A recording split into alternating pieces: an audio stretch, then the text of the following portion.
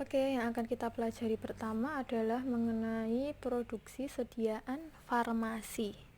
Terlebih dahulu kita harus tahu apa yang namanya proses produksi, yaitu kegiatan untuk menambah atau menciptakan kegunaan barang atau jasa. Contohnya, kita punya jahe, lalu kita olah, kita buat menjadi jahe instan. Nah, proses seperti itu bisa kita katakan namanya proses produksi. Oke, jelas ya untuk pengertian dan contohnya. Selanjutnya ada yang namanya jenis produksi itu dibagi menjadi 3. Ada apa aja? Yang pertama terus menerus, kedua terputus-putus, dan yang ketiga campuran. Oke, kita bahas satu persatu. Terus menerus berarti kegiatan proses produksi tersebut dilakukan secara terus menerus. Misalkan setiap hari kita memproduksi atau setiap bulan kita memproduksi. Selanjutnya yang kedua terputus-putus. Maksudnya apa? Terputus-putus berarti ada jedanya. Kita buat misalkan sesuai jadwal. Kita hanya membuat pada bulan Januari. Selanjutnya Februari kita libur. Maret kita membuat. Nah, seperti itu. Yang ketiga campuran. Campuran berarti kombinasi antara terus-menerus dan terputus-putus. Oke, jelas ya? Yang kedua ada metode produksi sediaan farmasi, yaitu langkah yang harus dilakukan dalam membuat produk sesuai SOP, standar operasional prosedur. Oke, yang pertama ada pengelompokan antara alat dan bahan. Apa itu alat? Apa itu bahan? Nah, alat yang digunakan harus sesuai spesifikasi.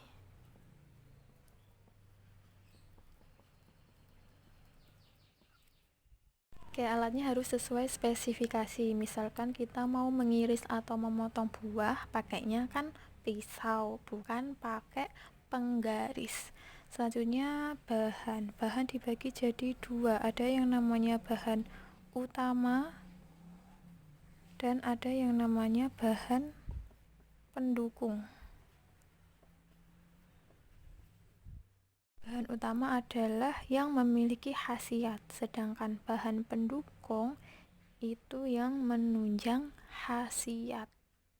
Bahan baku farmasi itu dibagi jadi 2. Ada alam dan sintesis. Bahan baku alam berarti dia diperoleh dari alam, misalkan tumbuh-tumbuhan. Sedangkan yang sintesis dia sudah ada campuran dengan zat atau reaksi kimia. Yang ketiga, cara memperoleh bahan baku produk farmasi. Ada 3 cara. Yang pertama, pembuatan simplisia, yaitu dengan cara pengeringan.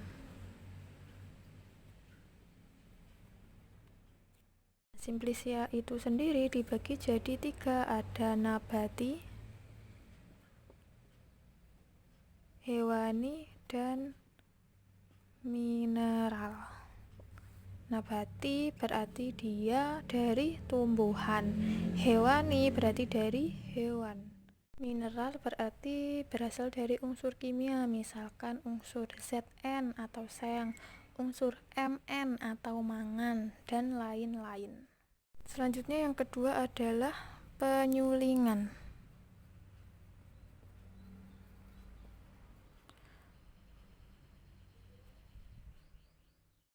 Penyulingan adalah pemisahan campuran berdasarkan perbedaan titik didih. Nah, penyulingan itu dibagi menjadi 3 juga. Yang pertama, penyulingan dengan sistem rebus. Sesuai dengan namanya, contohnya adalah pada proses perebusan. Yang kedua, ada penyulingan dengan air dan uap, yaitu dengan cara pengukusan. Bedakan perebusan dan pengukusan itu Nah, yang ketiga, penyulingan dengan uap langsung. Kita bisa menggunakan pembangkit uap.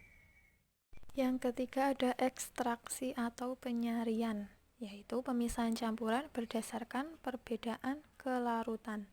Kalau penyulingan berdasarkan perbedaan titik didih, kalau ekstraksi berdasarkan perbedaan kelarutan. Nah, cara penyarian itu ada 3 tahap. Yang pertama maserasi, digerasi, dan perkolasi. Oke, untuk maserasi kita merendam simplisia dalam cairan penyari pada suhu biasa. Berapa suhu biasa? Yaitu sekitar 15 derajat Celcius sampai 25 derajat Celcius. Nah, untuk digerasi sama, kita merendam simplisia dalam cairan penyari, tapi suhunya yang lebih tinggi, yaitu sekitar 35 derajat Celcius sampai dengan 45 derajat Celcius. Dan untuk perkolasi kita biasa menggunakan penarikan dengan alat perkolator.